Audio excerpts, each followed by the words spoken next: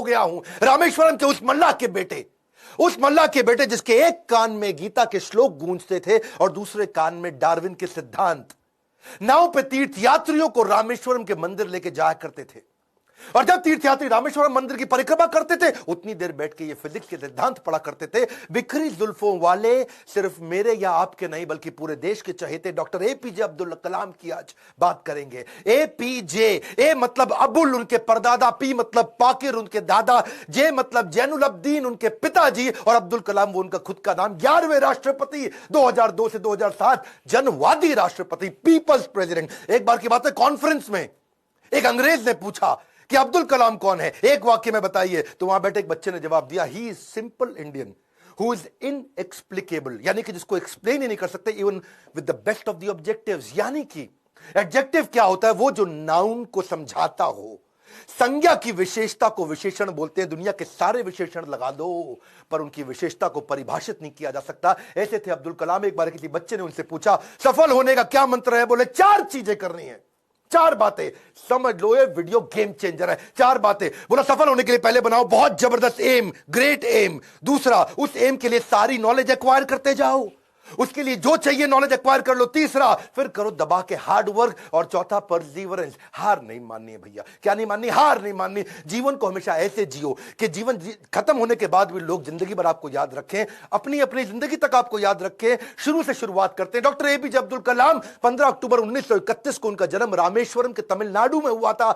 कमजोर आर्थिक स्थिति के एक मुसलमान परिवार में उनका जन्म हुआ। पेशे से उनके पिता नाविक थे, और पिता क्योंकि ज्यादा पढ़े लिखे नहीं थे तो शुरू से उनको काफी तकलीफें आई। एक बार क्लास के अंदर उनका एक दोस्त हुआ करता था जो कि मुख्य पुरोहित को बेटा था, और मुख्य पुरोहित को बेटा जो रामदास शास्त्री अपने इसके साथ में पहली बेंच पे बैठे मास्टर जी नाराज हो गए। ए मुसलमान लड़का प्रमुख शास्त्री के बेटे के साथ पहली बेंच पे कैसे बैठा? उनको लगा के थप्पड़ पीछे बैठा दिया, भाग पीछे जाकर के बैठ। अब्दुल कलाम चुपचाप जाके पीछे बैठ गए। और क्या सोचिए, इस घटना पे उन्होंने उस दिन संकल्प लिया, पीछे बैठ के दुनिया बदलूंगा। और पीछे बैठना कोई मायने नहीं रखता, इसलिए वो कहा करते थे देश का सबसे अच्छा दिमाग क्लासरूम की आखिरी बेंच पे भी मिल सकता है। अच्छा, परिवार बहुत बड़ा था, 10 भाई बहन थे, पैसों की कमी तो होनी थी, तो अपने खर्चा निकालने के लिए अखबार बेचना शुरू किया। छोटी उम्र में अखबार क्यों बेचते थे? इनको पता था पैसा तो मिलेगा, लेकिन सारे रास्ते में बेचते वक्त पूरे अखबार को पढ़ जाऊंगा। चलते चलते सारे अखबार को पढ़ जाया करते थे। 8 साल की जब उम्र में थे ना, ये बहुत छोटे थे, इनके गांव से कई किलोमीटर दूर एक मास्टर जी बहुत बढ़िया गणित पढ़ाते थे और बोले सुबह 4 बजे 1 घंटे की क्लास फ्री है, उसी बच्चे को पढ़ाऊंगा सुबह 4 बजे जो नहा धो के आएगा। अब ये कई किलोमीटर दूर सुबह 3 बजे उठ के तैयार हो के नहा के ठंडे पानी से किसी भी मौसम में, सर्दी हो बारिश हो या तूफान हो, 4 बजे पहुंच जाया करते थे। कलाम जब रात को भी घर में पढ़ते थे तो उनके वहां पे लालटेन होती थी, केरोसिन ऑयल से जलने वाली। 7 से 9 केवल 2 घंटे का तेल था इनके पास में, वो केरोसिन ऑयल, मिट्टी का तेल। लेकिन पिताजी माताजी इनकी जब देखा पढ़ने में इंटरेस्ट है तो उन्होंने अपने लिए अंधेरा रखा और इसके लिए 11 बजे तक किया। मेहनत से कभी डरे नहीं, ईमानदारी से कभी हटे नहीं। छोटा लक्ष्य देखना पाप के समान है, इसलिए हमेशा महान लक्ष्य चुनना होगा। जब 5वीं क्लास में थे, उनके टीचर सुब्रमण्यम अय्यर, श्री शिवा सुब्रमण्यम अय्यर, जो बच्चों को सिखा रहे थे चिड़िया कैसे उड़ती है, उसकी डिटेल की डिटेल, चिड़िया कैसे उड़ती है, चिड़िया कैसे उड़ती है, बच्चों को समझ ही ना आए तो ये उनको वहीं समुद्र के किनारे ले गए और वहां उड़ती हुई चिड़िया दिखाई। और वो लाइव एग्जाम्पल जब दिखाया चिड़िया उड़ती हुई, उसकी डिटेल की डिटेल पंखों की समझाई, तो उनके दिमाग में वहीं से इनका प्रोफेशन शेप हो गया। उनका घर समुद्र के करीब था और इच्छाएं आकाश से आगे थी, वहीं से एरोनॉटिक्स इनको समझ में आया। हाई स्कूल इन्होंने रामनाथपुरम के एक श्वार्ट्ज हायर सेकेंडरी स्कूल में किया। और एक दिन एक बार अपने स्कूल में किसी गलत क्लास में पहुंच गए, और गलत क्लास में जब अंदर घुसे तो टीचर ने इनको चपत लगाई, जब तक तुम्हें यही नहीं समझ में आ रहा कि तुम्हारी क्लास कौन सी है, मैथमेटिक्स की क्लास में तुम गलत क्लास में पहुंच गए तो तुम क्या पढ़ोगे और क्या आगे बढ़ोगे। और वहीं इन्होंने इतनी पढ़ाई करी मैथमेटिक्स में कि 100 में 100 नंबर ले आए। टीचर भी हैरान हो गया, अगर तुम सूर्य की तरह चमकना चाहते हो तो पहले सूर्य की तरह जलना होगा। बचपन से ही आसमान में उड़ने की इच्छा थी, इसीलिए इन्होंने मद्रास के हाईएस्ट कॉलेज, देश का सबसे अच्छा कॉलेज था MIT, Madras institute of technology, वहां एरोनॉटिकल इंजीनियरिंग में दाखिला लिया। बहन ने काफी पैसा अपना सोना गहना गिरवी रख करके इनको 1000 रुपए दिया। कॉलेज में अब एरोनॉटिक्स था तो विमान के डिजाइन बनाने थे, प्रोजेक्ट मिला, अब विमान के डिजाइन बनाने में लग गए और डिजाइन जो बनाया और टीचर को दिखाया, टीचर को पसंद नहीं आया और टीचर ने कहा अगर तुम एक अच्छा डिजाइन नहीं बना सके ना अब्दुल कलाम तो तुम्हारी स्कॉलरशिप छिन जाएगी, स्कॉलरशिप छिन जाएगी, स्कॉलरशिप छिन जाएगी। इनका दिमाग चकरा गया। टीचर की ये बात सुन के पांव के नीचे जमीन खिसक गई। 1000 रुपए बहन ने गिरवी रखे, मुझे गहने अपने दिए थे और इन्होंने टीचर से कहा मुझको 1 महीना दे दो, बहुत बढ़िया डिजाइन दूंगा। टीचर ने कहा कोई 1 महीना नहीं, 3 दिन मिलेंगे, 3 दिन। इनका दिमाग हिल गया। उस समय ये घबरा गए थे स्कॉलरशिप ना छिन जाए। उसके बाद तो उन्होंने 3 दिन ना खाया ना सोए, 3 दिन ना खाया ना सोए, 72 घंटे लगातार उस पर काम किया, जी जान लगा दिया। और जब प्रोफेसर ने देखा डिजाइन, प्रोफेसर भी हैरान हो गए, उनकी आंख में आंसू आ गए। बोला बहुत बढ़िया डिजाइन बनाया। नींद और निंदा पर जो विजय पा लेते हैं उनको आगे बढ़ने से कोई नहीं रोक सकता। जो नींद और निंदा पे विजय पा लेता है उनको आगे बढ़ने से कोई नहीं रोक सकता है। इसके बाद MIT की परीक्षा अच्छे नंबर से उन्होंने पास करी। अब पढ़ाई तो उनकी हो चुकी थी। अगली लर्निंग इनके जीवन से क्या है? फेलियर को हार्ट में और सक्सेस को हेड में घुसने नहीं देना चाहिए। दिल और दिमाग को कंट्रोल में रखो। अब इनके पास 2 इंटरव्यू की ऑप्शंस आई, एक मिनिस्ट्री ऑफ डिफेंस से और दूसरी एयरफोर्स से। इनको कहां जाना था आपको मालूम है? एयरफोर्स में। और जो डिफेंस का था वो दिल्ली में था और एयरफोर्स था देहरादून में। तो दिल्ली होते हुए देहरादून जा रहे थे और वापसी पे इनको दिल्ली आना था। अब जब ये देहरादून गए वहां पे 25 लोग एग्जाम देने आए वहां इंटरव्यू के लिए, जिनको वहां पे एयरफोर्स में सिलेक्ट होना था। अब 25 में से सीटें थी खाली 8 और इनकी रैंक क्या आई? 9वीं। फेल हो गए वहां पे, 1 नंबर से पीछे रह गए। 8 लोग सिलेक्ट हो गए, ये वहां रह गए। देहरादून से जब उतरते हैं सबसे पहले आता है ऋषिकेश। ये ऋषिकेश गए, वहां इनको मिले स्वामी शिवानंद। स्वामी शिवानंद तो बहुत पॉपुलर है, आज भी ऋषिकेश में उनके कई मठ हैं। तो इन्होंने शिवानंद के जाकर के अपनी तकलीफ बताई। उन्होंने इनको गीता पढ़ने के लिए जब बताया और इनसे कहा कि अगर ख्वाहिश आपके दिलो जान से निकले, पवित्र हो और उसमें शिद्दत हो तो कमाल की एक अजीब सी ताकत होती है उसके अंदर। इसीलिए जो तुमने सोचा है वो होगा, तुम विश्वास से रखो। ये गीता का लर्निंग था। यम यम तम तम, जैसा जैसा वैसा वैसा। यम यम वापी स्मरण भावम, जहां तुम्हारा स्मरण और भाव होगा तुम वैसे पक्का बन जाओगे। कलाम उसके बाद जब दिल्ली लौट के आए अपने गुरु से मिलने के बाद, तो वो मिनिस्ट्री ऑफ डिफेंस की नौकरी बची थी DRDO की। किसको पता था वही DRDO इनके देश को आगे बढ़ाने में सबसे कारगर होगा। ये वहां प्रमोट हुए और किनके साथ? डॉक्टर विक्रम साराभाई की टीम में आ गए। आप चाहते हैं डॉक्टर विक्रम साराभाई पे भी हम वीडियो बनाएं? ये पेट्रियोटिक थे, अपॉर्चुनिस्टिक नहीं थे। अब्दुल कलाम विशेष व्यक्ति थे। 1963 में विक्रम साराभाई की टीम से इनको सिलेक्ट किया गया कि इनको नासा भेजो भैया ट्रेनिंग के लिए। ये 6 महीने की ट्रेनिंग के लिए नासा गए। नासा समझो भैया, नासा, नासा अमेरिका सबसे बड़ी संस्था जिसमें आगे बढ़ना चाहते थे। नासा इनको देख के चौंक गया, बोला यार लड़का बहुत जबरदस्त है। और इनको क्या बोला? भाई तू बहुत चैंपियन है, मेरी बात सुन, तुझको दे रहे अमेरिकन सिटीजनशिप, यहीं रह जा, तनख्वाह देंगे इंडिया के 5 गुना ज्यादा, अमेरिकन सिटीजनशिप, यहीं किसी गोरी से शादी कर, ओए होए जिंदगी में आराम ही आराम। अपनी ऑटोबायोग्राफी, आत्मकथा में इन्होंने बताया कि एक बार के लिए इनके मन में भी विचार आया कि क्या मैं यहां रुकूं या नहीं रुकूं। वो बहुत चुनाव करना कठिन था कि आदर्शों की ओर चला जाए या माला माल होने के अवसर को गले लगाया जाए, या पैसों और करियर के लिए इन्होंने सोचा विदेश नहीं जाएंगे, देश सेवा के इस अवसर को नहीं गवाएंगे। लौट के देश आ गए। डिफिकल्टीज हमेशा आपकी सफलता के रास्ते में आएंगी। अगली कहानी काफी डिफिकल्टीज आई जब इन्होंने शुरुआती टीम साइंटिस्ट की इसरो में ज्वाइन करी। वो क्या कहते हैं, देखो लर्निंग समझना, इन्होंने हमेशा डिफरेंशिएट किया। रियल प्रॉब्लम अलग है, इनकन्वीनियंस अलग है। प्रॉब्लम और इनकन्वीनियंस अलग अलग चीजें होती हैं। अगर आपके घर में भैया आग लग जाए, घर में आग लग गई, धू धू के घर जल रहा है और उसी वक्त आपकी गर्दन भी टूट जाए, हाथ भी टूट जाए, पांव भी टूट जाए, उसको बोलते हैं आप मुसीबत में हैं। बाकी सब कुछ केवल सामान्य असुविधाएं होती हैं। इनके जीवन में इन्होंने असुविधा पे ध्यान नहीं दिया, रियल प्रॉब्लम्स पे ध्यान दिया। असुविधा बहुत आई क्योंकि ये शुरुआती टीम में इसरो की ज्वाइन किए थे। जिंदगी में जितनी बड़ी मुश्किलें होंगी और उन पर अगर आपने काबू पा लिया तो उतना ही बड़ा आपका नाम भी होगा। जब इन्होंने ज्वाइन किया वहां शुरुआती दिनों में, तो सेंट मैरीज चर्च था, कुछ नहीं दिया गया, कोई इन्वेस्टमेंट नहीं थी वहां पे। सेंट मैरीज चर्च को इन्होंने अपना ऑफिस बनाना पड़ा इनको। वहां सारे साइंटिस्ट इंजीनियर जो नासा से ट्रेन होकर आए थे वो चर्च में बैठ के ऑफिस में बैठे और बीच पे उन्होंने समुद्र के किनारे अपना रॉकेट का लॉन्च पैड बनाया। और जो अस्तबल होता है या बल्कि कैटल शेड, जो गौशाला होती है, वहां की लेबोरेटरी बन गई। बिशप जो चर्च के फादर थे उनके घर को इन्होंने अपना वर्कशॉप बनाया। साइकिल पे और बुल्लक कार्ट पे, बुल्लक कार्ट समझते हैं बैलगाड़ी है जी, धीरे धीरे चक्का चलता या खुद ही साइकिल पे रॉकेट रख रख के ले जा रहे थे। रॉकेट के छोटे छोटे पार्ट पर सैटेलाइट, आज भी फोटोग्राफ्स हैं। सारी डिफिकल्टीज के बीच में इन्होंने पहला साउंडिंग रॉकेट 1963 में लॉन्च किया था। ये इतना मशगूल हो गए भैया काम में, इतना मशगूल हो गए, इनकी सगाई फिक्स हो गई थी। उस समय ये 32 साल की उम्र थी, इनकी सगाई फिक्स हो गई, ये काम में लगे रहे, भैया रॉकेट जाएगा, रॉकेट जाएगा, देश का पहला रॉकेट जाएगा। ये सगाई पे जाना भूल गए लोग बेचारे, वहां मंडप पे इंतजार करते रहे। मंडप तो नहीं, रिंग सेरेमनी थी, वहां इंतजार ही करते रह गए। अरे अब्दुल कलाम आएगा। अब्दुल कलाम रॉकेट बनाने में लगे थे देश के लिए। जीवन में कठिन दौर से गुजरते वक्त ये मत सोचिए कि ये जिंदगी में कठिनाइयां हमेशा रहेंगी। ये कठिनाइयां आई हैं और चली जाई हैं, चली जाएंगी। इन्होंने गीता हाथ में पकड़ ली थी, इनको इनके गुरु ने दिया था, और गीता में क्या बताया, आगाम पाइनो, कठिनाइयां आएंगी और चली जाएंगी। 1969 में इसरो के डायरेक्टर की जब इनको कमान दी गई तो उन्होंने सोचा कि क्यों नहीं SLV-3।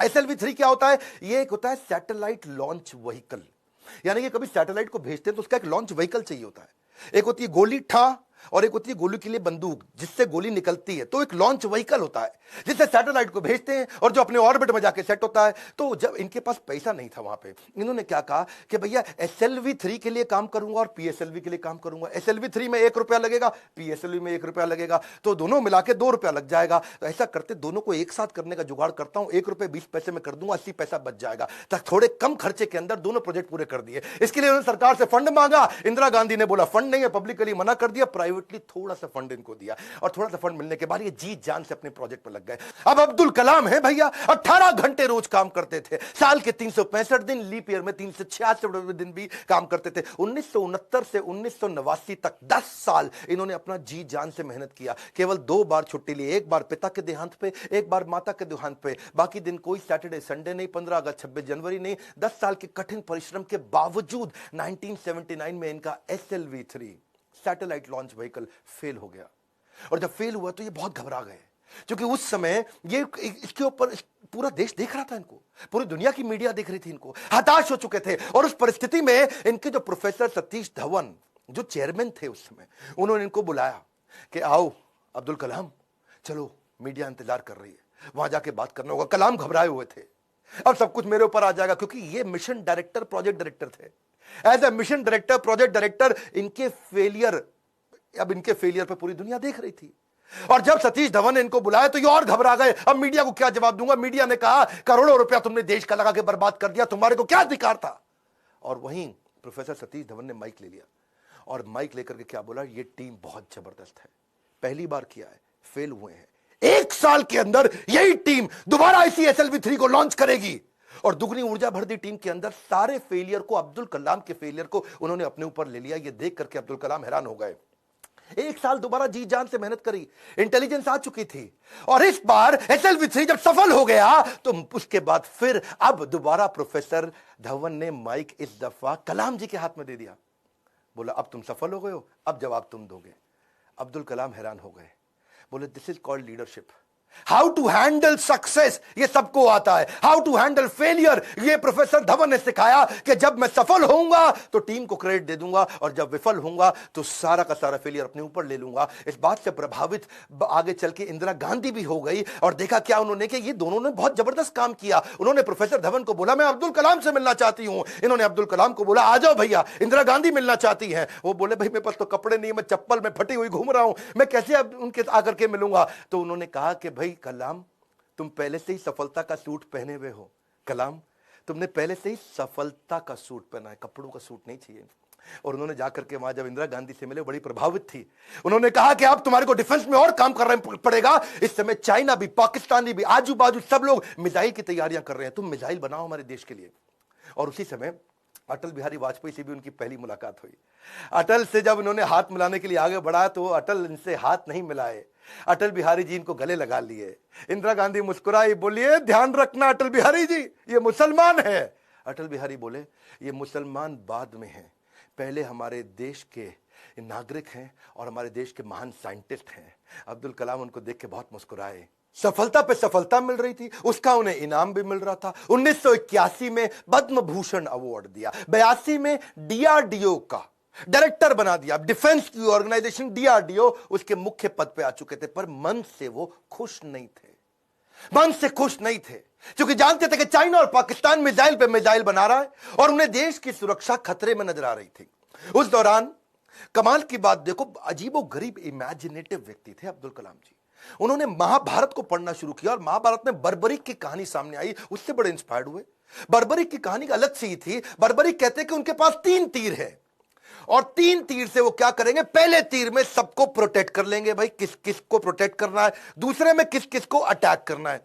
मेरी बात समझना, पहले 2 तीर में क्या करेंगे, किसको अटैक करना है उन सबको डिसाइड कर लेंगे, उसके बाजू में किस किस को, सबको थोड़ी पूरा का पूरा शहर उड़ा दें।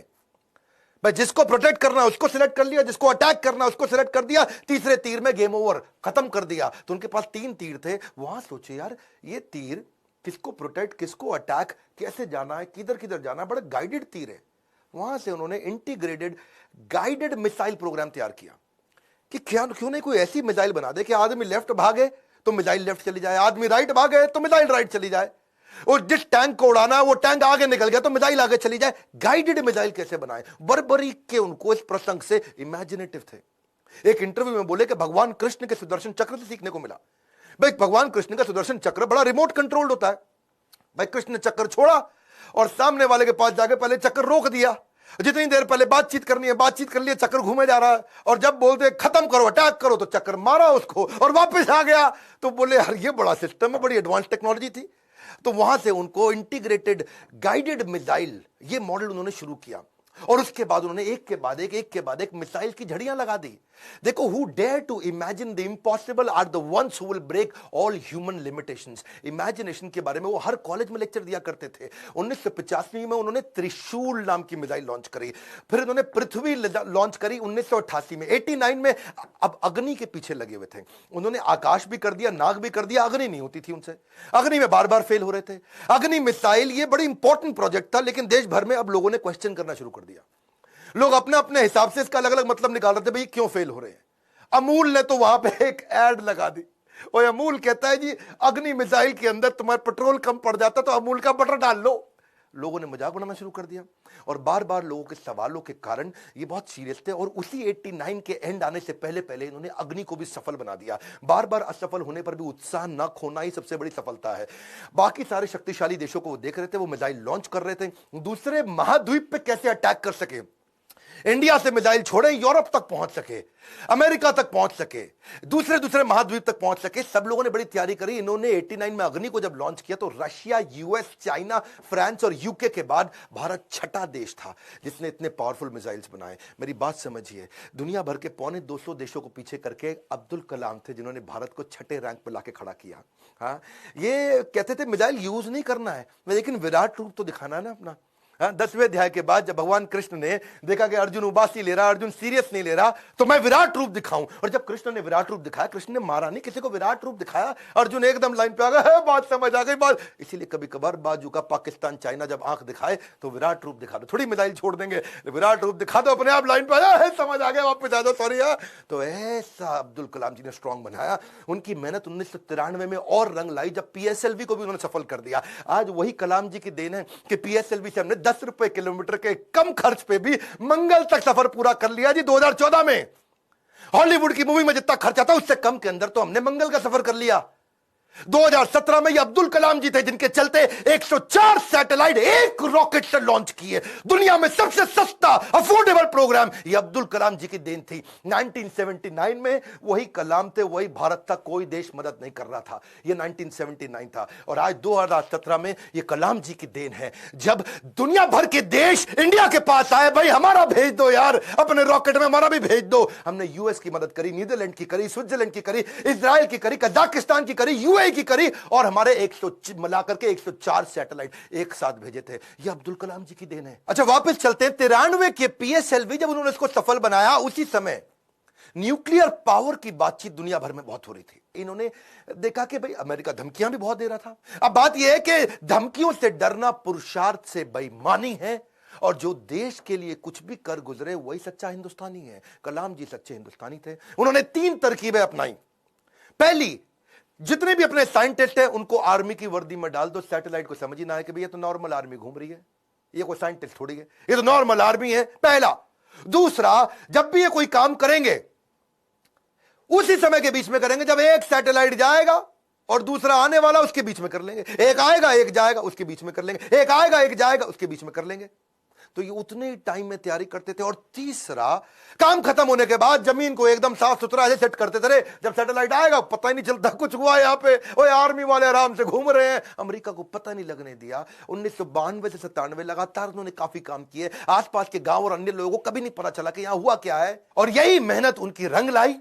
1998 में भारत ने ऑपरेशन शक्ति के नाम से परमाणु परीक्षण कर दिया, चुपचाप कर दिया। आज इन्हीं प्रयासों से भारत परमाणु समृद्ध बन पाया है। 5 देश थे उस समय में, फ्रांस था, यूएस था, रशिया, यूके और चाइना। ये 5 देश थे। हमें किसी से दिक्कत नहीं थी, हमें चाइना से दिक्कत थी, क्योंकि चाइना चुपचाप उस समय पाकिस्तान को भी परमाणु शक्ति दे रहा था। वो तो आपको पता ही है जी, है वो तो उसका नाजायज, मैं जरा नहीं बोलूंगा। तो उसके चक्कर में, पाकिस्तान और चाइना के चक्कर में यहां इंडिया ने काम पूरा कर दिया। उनके लगातार प्रयासों के चलते 1997 के अंदर उनको भारत रत्न दिया गया। 41 साल तक उन्होंने भारत की सेवा करी। 1999 में वो रिटायर हुए। उन दिनों वाजपेयी जी एक्शन में चल रहे थे इधर, यहां ये रिटायर हुए, वाजपेयी जी एक्शन में। उन्होंने फोन मिला दिया, ओ हाँ भी कलाम जी, बात सुनो यार, अपना मंत्रिमंडल हम बना रहे हैं, तुम्हारे को हम मिनिस्ट्री देना चाहते हैं, आ जाओ यार।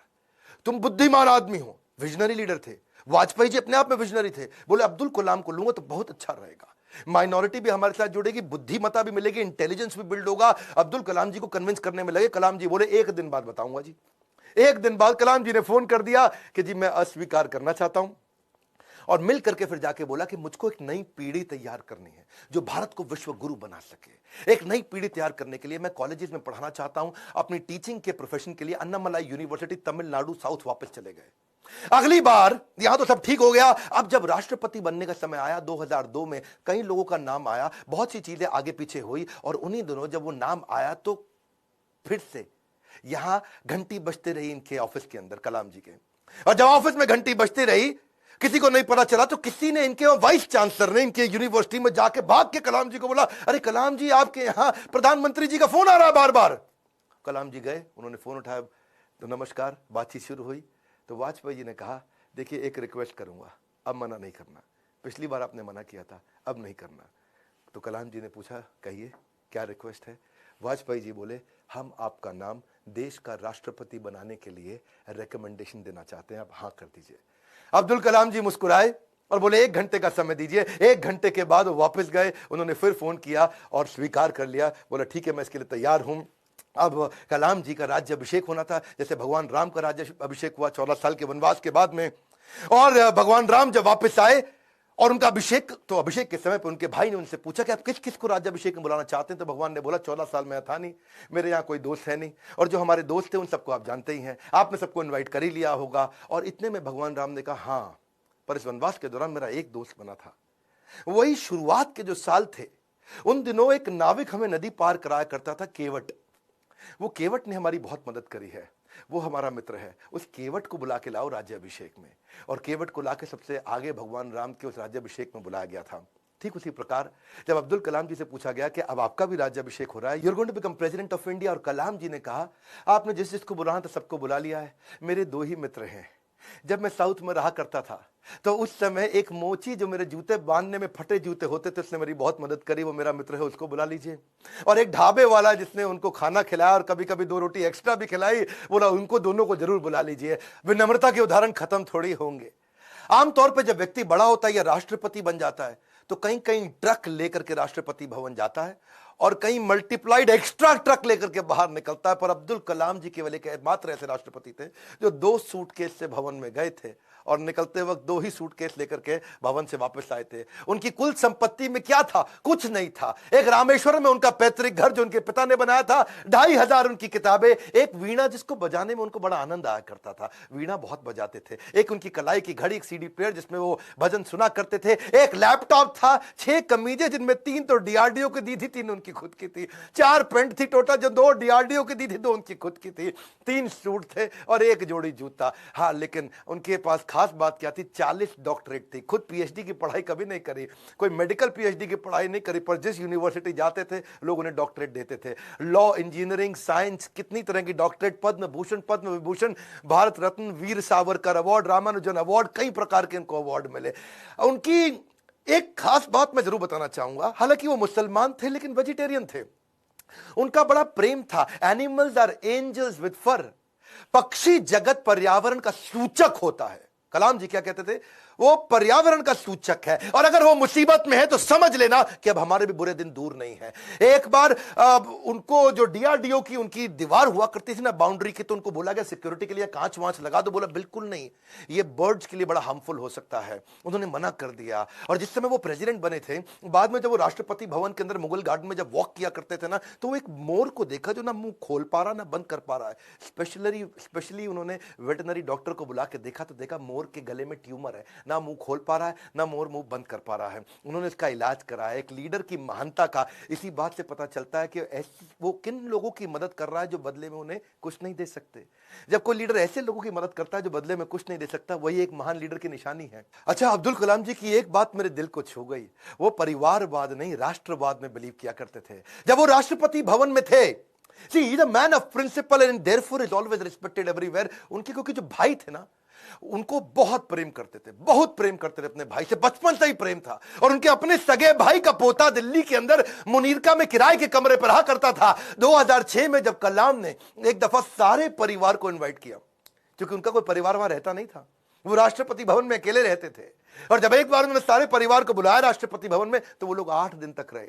और सारे परिवार, क्योंकि 10 भाई बहन थे ना, तो 52 लोग आए। और कलाम जी ने देखा बहुत खर्चा हो रहा है, तो उन्होंने चाय की प्याली तक का हिसाब रखना शुरू किया।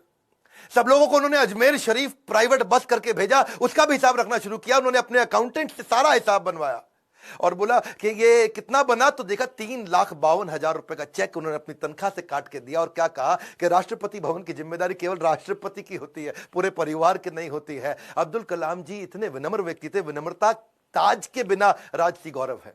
वो ऐसी चीज है, महान व्यक्ति की महानता ही उसकी नम्रता है। डॉक्टर कलाम को एक बार आईआईटी बीएचयू के अंदर चीफ गेस्ट के रूप में इनवाइट किया गया, और जब वहां पे आए तो वहां पे 7 कुर्सियां थी। बीच वाली कुर्सी थोड़ी ऊंची थी, और जब बीच वाली कुर्सी ऊंची, क्योंकि वो राष्ट्रपति थे, उनको बैठना था। उन्होंने बोला ना ना ना, कुर्सी हटाओ, बराबर की कुर्सी लगाओ।